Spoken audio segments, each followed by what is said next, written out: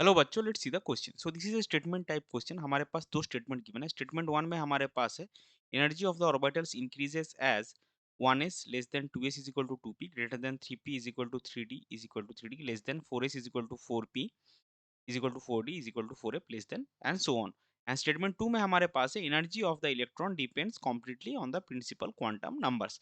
अभी ये दो स्टेटमेंट के ऊपर बेस करके हमको चार ऑप्शन गिवन है और हमको उसमें से सही निकालना है कि दोनों स्टेटमेंट में से दोनों ही सही है कि दोनों ही गलत है या फिर एक सही है और दूसरा गलत है। तो चलिए सबसे पहले देखते हैं इस क्वेश्चन का की कॉन्सेप्ट क्या होगा। सो इस क्वेश्चन का की कॉन्सेप्ट होगा, पहला तो आपका स्टेटमेंट वन के बेसिस पे above principal,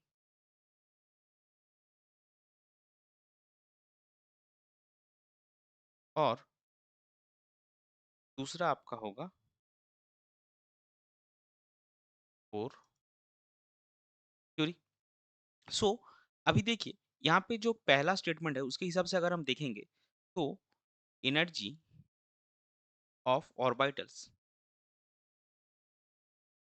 energy of orbitals depend on n plus n value. कैसे? Lower the value of n plus l, lower will be the energy. और अगर मान लीजिए आपका n plus l value equal हो गया तब क्या होगा? So if n plus n value is same for multiple orbitals,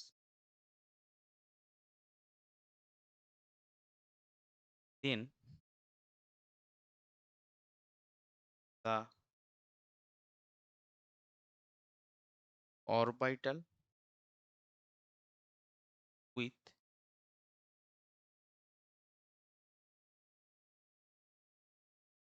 lower n value will have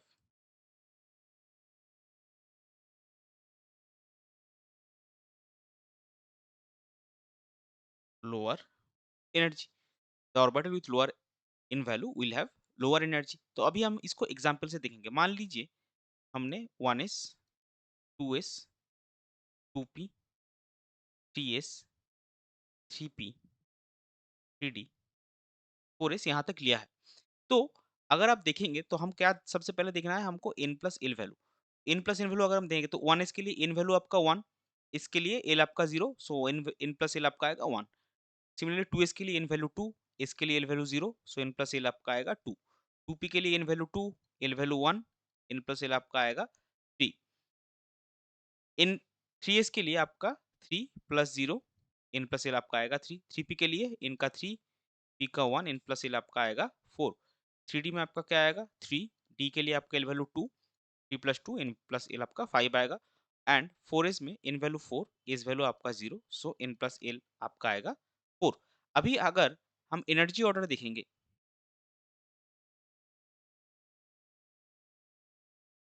energy order, तो इसमें देखिए सबसे पहले आपका n प्लस एल वैल्यू सबसे कम किसका है? 1s का, तो 1s का सबसे कम होगा।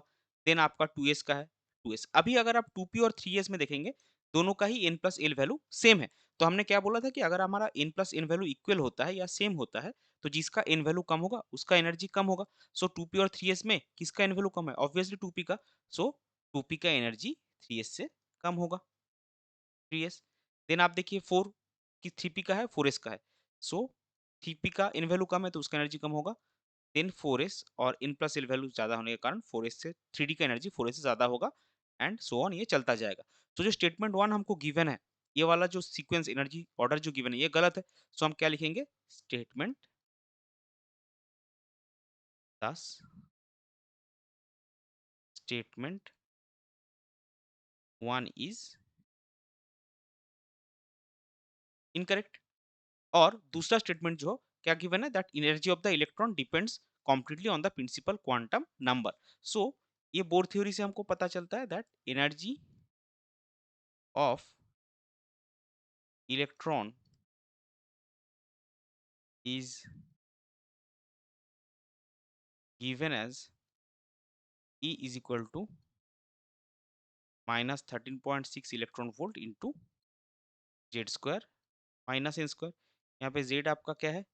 जेड आपका है एटॉमिक नंबर, जो एलिमेंट वाइज वेरी करता है, लेकिन एन जो है ये आपका है प्रिंसिपल क्वांटम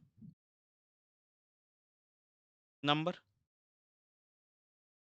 तो स्टेटमेंट 2 जो गिवन है कि एनर्जी जो है वो सिर्फ प्रिंसिपल क्वांटम नंबर को वेरी करेगा, डिपेंड करेगा, ये आपका सही है। So statement 2 is